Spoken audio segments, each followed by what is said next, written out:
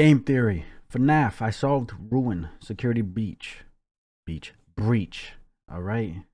Let's see. God dang jump scares.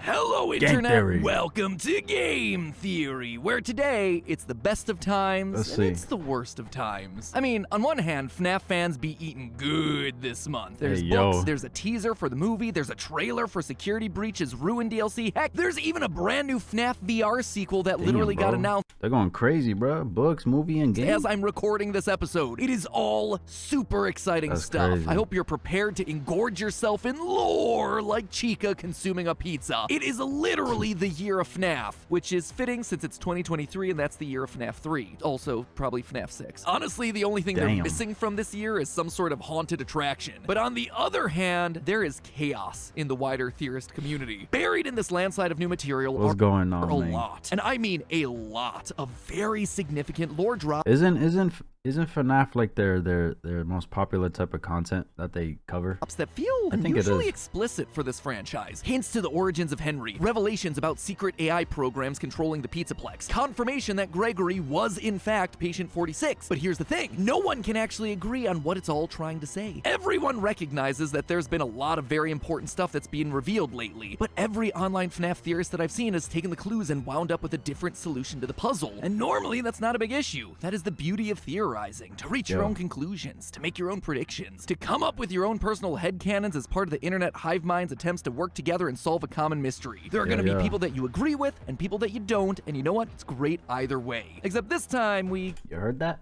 It's great either way, all right? The next person don't gotta agree with you, and you don't gotta agree to the next person, all right? Y'all should not be throwing hands going crazy over some shit because y'all in disagreement, bro. People that you agree with and people that you don't, and you know what? It's great either way. Except this time, we kinda gotta sort of figure it out. What we're talking about today is some major stuff. Everything that's coming out right now feels like it's trying to guide us into what the plot of Security Breach was meant to be. And now with Ruin coming out in July and building off of that initial game, we've got a ticking clock demanding that we solve things, and quick. Our window is tight. So today, I'm here to catch you up on all the major reveals and the ensuing controversies before throwing my purple hat into the ring on what I suspect it all means. Good news, bad news on today's episode, friends. Good news, I think we've been on the right track the entire time. Bad news, I don't think the wider FNAF community is gonna agree with me. This one is gonna be a bad And that's fine. All right, and that's fine.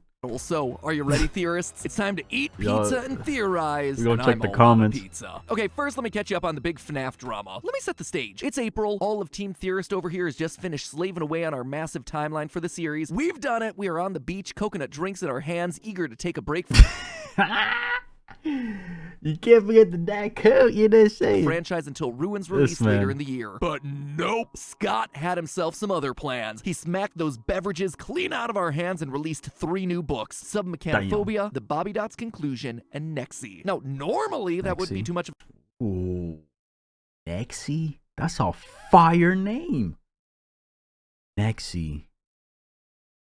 That is a fight, boy. A concern, right? Books tied to this franchise have been coming out for years. It's just part of the content treadmill at this point. And it's not like they tend to add a whole lot. Only one in like every 6 stories is even remotely lore relevant. And even then, the connection back to the games only exists if you squint at it. But oh no, friends, not this time. Across the 3 books, story after story after story seems to have significant lore implications. And not only that, they're also much more direct in the way that the information is presented, with characters and events mapping largely one-for-one onto characters and events from the games. If you're not in the habit of reading these things, and let's be honest, why would you when I can just do the homework for you? What I'm talking about might be a bit confusing, so I'm just gonna explain by way of example. My boy letting y'all know what it is, but he also saving y'all some money. In GGY, one of the 4 stories that set the internet on fire, a young boy named Greg, with brown hair and big brown eyes, is a master hacker who's been reprogramming the animatronics at the Pizzaplex for evil deeds, including bumping off 3 school counselors that seem to be getting too close to the truth. He also has himself a habit of being really good at the Pizzaplex's arcade games, leaving behind his initials GGY at the top of the game's leaderboards. Now, compare that information to what we get in the games. There's a young boy named Gregory with the brown hair and big brown eyes guys who seems to be Patient 46, a master hacker that's reprogramming the animatronics at the Pizzaplex for evil deeds, including bumping off 3 therapist characters that also seem to be getting too close to the truth. He also has himself the habit of leaving the letters GGY at the top of the leaderboards at various arcade cabinets throughout the Pizzaplex. Now that right there, that is not counting animatronic toes and trying to match up striped shirts. That is about as explicit of a one-to-one parallel that you get for this franchise. So when the story also reveals that Greg's nickname is Rab, aka Dr. Rabbit, you stand up and take notice. And you know what? The internet sees it. They recognize the connections and how important the books have suddenly become. No longer am I out there on my own little island shouting into the void about using the books to inform our speculation about the lore. Finally, the internet agrees with me. To me, this is a huge step in the right direction in terms of figuring out the wider lore of the franchise. You know, there's just one teeny tiny little problem with this. No one can quite agree just how seriously to take this lore. After years of denying the book's canonicity, there's suddenly been a massive swing of the pendulum the complete other way, where now many pockets of the FNAF community vehemently believe that these most recent stories are fully canon with the games. In other words, we're no longer talking about an alternate universe where events are similar to the games, but with slight differences. Oh no. Now the debate is all about whether what you read in the books also happened in the Pizzaplex that we play through in the games. So before we dive into that can of worms, let's just talk about the stories themselves. I already filled you in on GGY, which means it's time to talk about the other 3 which tell themselves a connected timeline of events. Starting with the first, the Mimic. This is the one that everyone has been losing their collective minds over. This story tells the tale of Edwin, a genius inventor and single father, and his You know what's crazy about this too? Obviously the creators of all of this can come out and, you know, clarify a lot of things. Obviously, you know what I'm saying? But like, why would they do that? For one, they probably like the conversations going back and forth between the community. 2, bro, it gets their name out there. The more people talk about it, the more, you know what I'm saying, people are curious to see things for themselves, and now they're out there spending their money and you know, putting their time into all of this, trying to figure things out, come up with their own hypothesis, you know what I'm saying, and all that good stuff. It's just, you know, if you feel me, if they would have come out and clarify certain things, it's just like, what's the point of that? You feel me? hyperactive son, David. Basically, Edwin is overworked. Years ago, he sold his struggling robotics company to Fazbear Entertainment, who now has him hard at work turning their, quote, weird costumes into entertaining robots. With the first one that he's working on being a bright yellow chick. There's just one problem here, David. David is 4 in all the best and worst ways possible. It means that he's sweet and excitable, but it also means that he's moody and demands a lot of time and attention. 2 things that Edwin does not have. So to fix his problem and get himself more work time, Edwin creates a piece of software known as Mimic 1. Using some spare robot parts, he makes a legless endoskeleton that's able to copy everything that David does. Basically, this thing's an AI that's using David as his training data. Why make it that? If that's how it looks like, why the fuck make it that ugly, bro?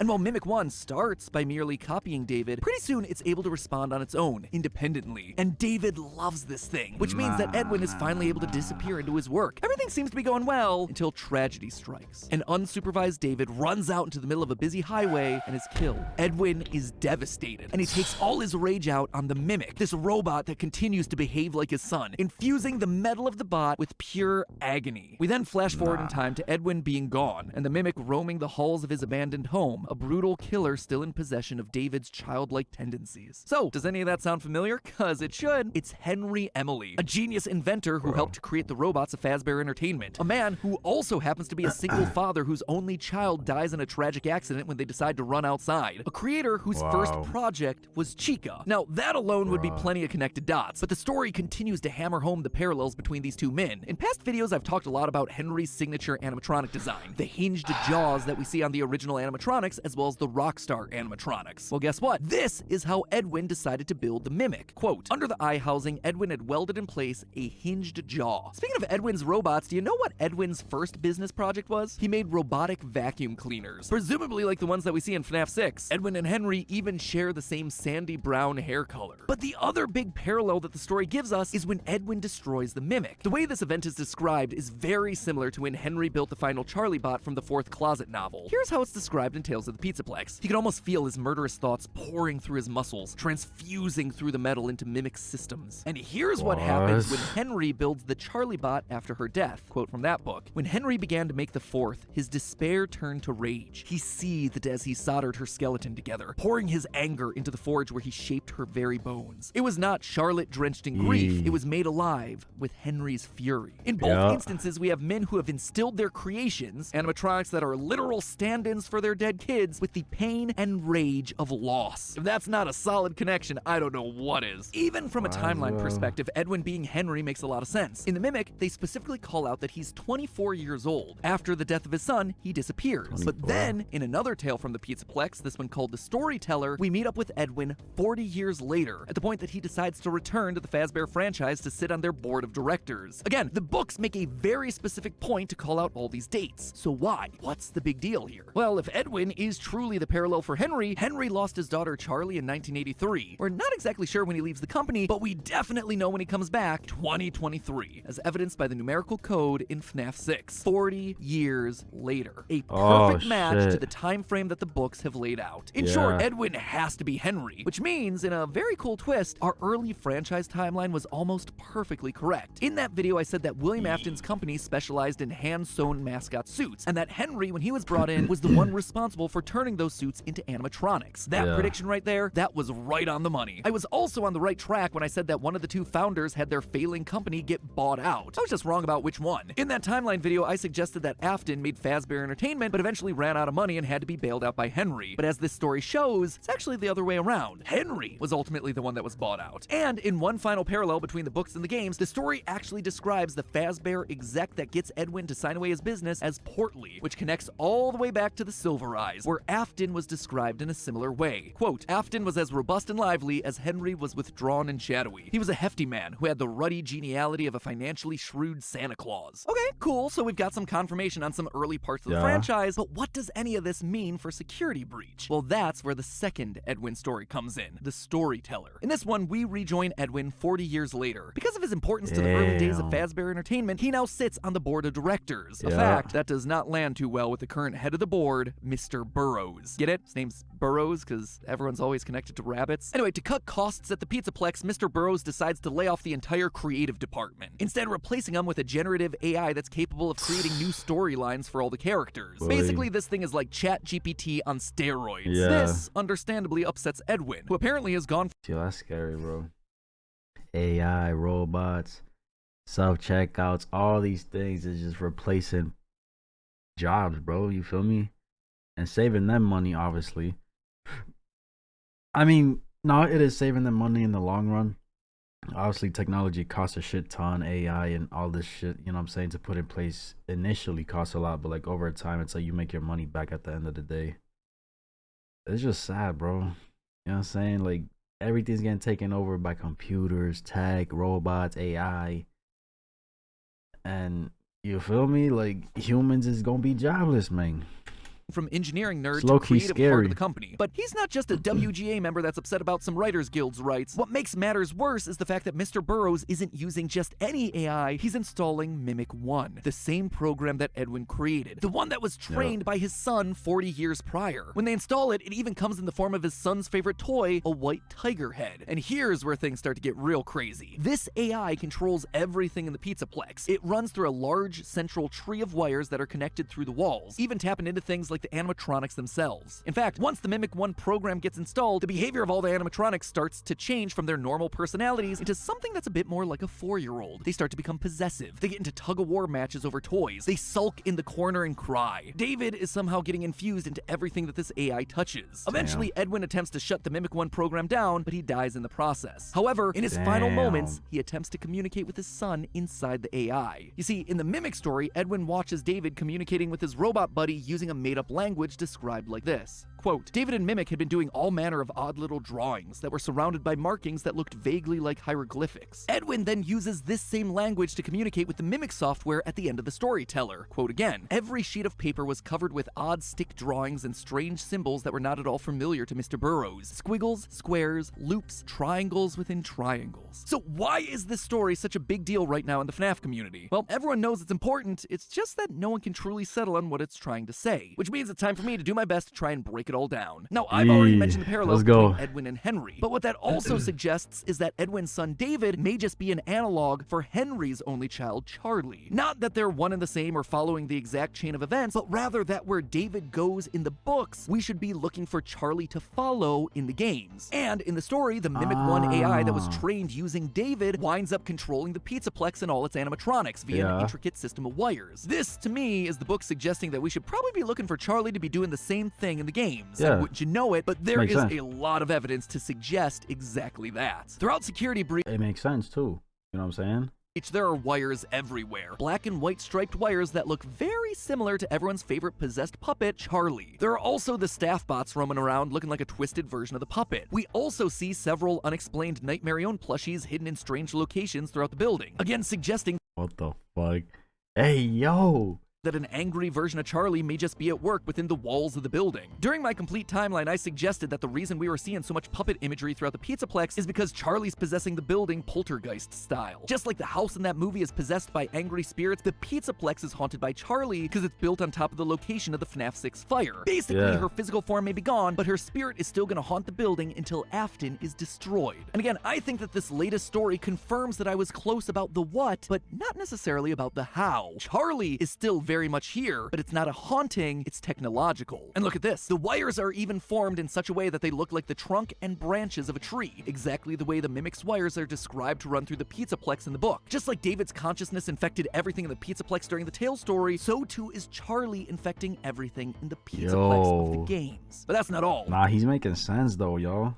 I'm gonna read the comments. Remember that in the book, Edwin uses an elaborate code of symbols, sticks, and shapes to communicate with his son inside of the Pizzaplex. It's designed as an elaborate code of triangles within triangles. That right there, that is the wall code in Security Breach's secret room. Remember that one? If not, here's the abbreviated translation. Break and mend, I built the breath. They hunt now, drawn to life. The storyteller here is giving us a clue that this wall code, these triangles within triangles, they were written by Henry. How? When? Not sure. Honestly, we hadn't even considered him as a possible person to have written this because he was supposed to be dead in the FNAF 6 fire. But if you look at the text with him in mind, the pieces all fit. Henry did build the breath. He was the creator of the animatronics. And in all stories about Henry, we hear about him repurposing old robotic parts. He is breaking and mending them. But midway through, this coded message starts to switch tones. It starts giving instructions. Quote again, dodge, duck, flash, shoot, crawl, run, crush the vile band. Your life, your aim will save those with soul. He's teaching someone their mission. He's giving some robotic AI their instructions, just like Edwin was trying to communicate with the AI in the book. It is their task to save those with soul. But look specifically at the verbs that are written here, especially shoot and flash. This one has to be talking to Gregory. Not only is he the one that's crushing the vile band of the Pizzaplex, all of those actions are things that he performs in the game. He is the only one shooting with the Faz Blaster. He is the only one flashing with the Faz Cam. It seems like Henry, in a last failsafe against Fazbear, may have built a protector using an AI program and spoke to it using his triangle within triangle code. And that protector has to be Gregory. I know, I can't let Robot Gregory go, I get it. But how else do you explain this? No one else is flashing and shooting. Yeah,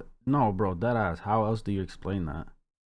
Again, I'm gonna go to the comments to see if anybody is explaining it or willing to explain it or their thoughts on it, but like, what else? You feel me?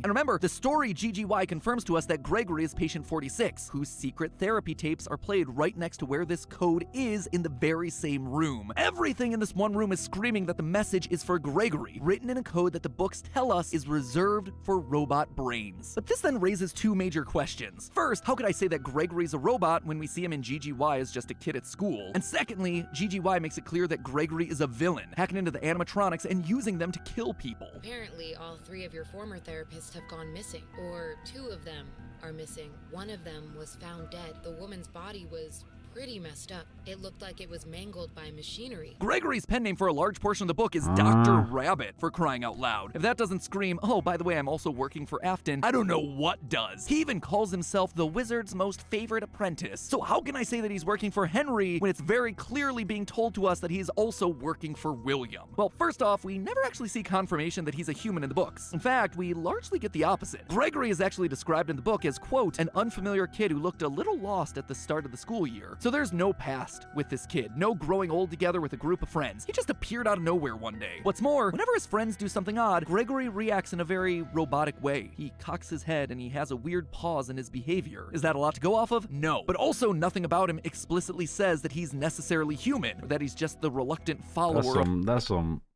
machinery robot activity right there. So nothing about him explicitly says that he's necessarily human, or that he's just the reluctant follower of Afton. But obviously the bigger question here is how? How can he be both a protector bot and an agent of Afton at the same time? This is also a question that's raised in the books. If GGY is saying that Gregory and Glitchtrap are in control of the animatronics, but then the Storyteller is saying that an AI version of Charlie is controlling the animatronics, who's actually in control here? Both of these stories feel crucial to understanding Security Breach's lore, and yet they seem to contradict each other. So what is going on? Well, for that answer, we actually have to go to the trailer for the new Security Breach DLC, Ruin. In the last few seconds of footage for this new game, we see a glitching techno rabbit, glitching between two colors, green and purple. This effect is known as chromatic aberration, which is when the lens of a camera is unable to focus the different colors of light into the exact same point. Usually you see this sort of thing with red and blue, sometimes red and green. Purple and green is not usually the natural color combination for this sort of effect, which means that it's trying to tell us something. And this isn't the only time we see it. If you go over to securitybreachtv.com, which has been the go-to location for all online teasers for these games, the website has the steel wool logo down in the corner, glitched again between purple and green. Not only that, they're reverses of each other. Not just reflections, but actually facing in opposite directions. Well, we know that purple is always going to be the villain color. It's evil. That is a given for this franchise. But green, that then, is probably the opposite color, the hero color. And while it could represent Elizabeth with her signature green eyes, what I suspect is more likely is that the green is Charlie.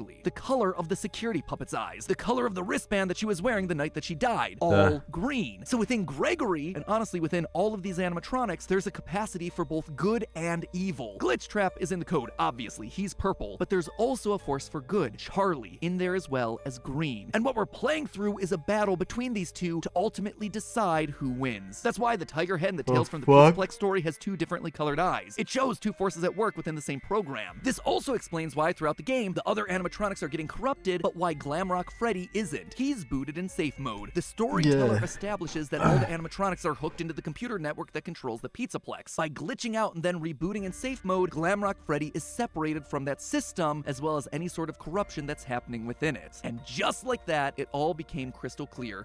And why is Freddy the only one? You're not saying. The reason we have two stories telling us about two different sources of control over the animatronics in the Pizzaplex isn't because Scott changed his mind or because Steel Wool didn't get the memo. It's because Ruin is literally going to be a battle for control. The forces of evil, Glitchtrap, versus the forces for good, Charlie. One who wants to kill kids and use their souls to gain eternal life, and another who wants to put it all to rest and protect those who can still be saved. And Gregory is stuck there in the middle, both of them existing inside of him, which side. Like he says himself. You don't know. It's like angel and devil type shit. You're not saying. At the end of the trailer, don't give up on me yet. But hey, that's just a theory. A game theory. Yo, nah, see, he was making some valid points, bro. Look at the thumbnail. Good and bad. You know what I'm saying? Good and bad. Hold on. Theory. Matt passed patient 46 and his therapist exploded from the stress of trying to comprehend FNAF lore. It would be funny if later down the line in, say, 5 years, Scott drops books explaining the entire story and Matt Pat gets 98% of it all right. He's making sense though, y'all. Matt Pat's basically in charge of FNAF lore now, so he can basically say anything. And everybody would just roll with it. Bro, if Matt Pat went to a therapist for help because of his stressing out for FNAF lore, he'd probably end up giving a therapist trauma. Let me see. I think the reason the books have suddenly started to become more explicit with the lore and connection is because Scott's finally realized he needs to be more clear about what he wants the story to be. And that's valid too, as he should, you know what I'm saying? But again, he still has to keep it, like, he still kind of has to tease it though, because if he just is explicit with everything and just, you know, is detailed with everything, it's like, what's the point of the lore? You feel me? Like, it's been this long, let's keep it going. You feel me?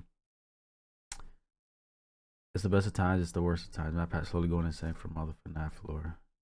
1838, Charlie and Glitchtrap fighting with the ink drop tools. A lightsaber's giving me life. Is a battle between these two. Hey man, what do y'all think? You know what I'm saying? What do y'all think? He was making sense, bro. He was making sense. What if this man is dropping these videos, right? Telling us one thing, but in the back of his head, he's like, I'm not gonna say this. I'm gonna let them keep guessing. You feel me? What if he knows everything and he's just like, he's teasing the viewers? You feel me, with the videos? I don't know. But it's making sense, bro. They're going crazy. FNAF is going crazy this year. Books, games, movies. Come on, bro. You know what I'm saying? They're going crazy. Let me know what you guys thought, though. That's my reaction. If you enjoyed this video, like, subscribe if you haven't. And I'm out.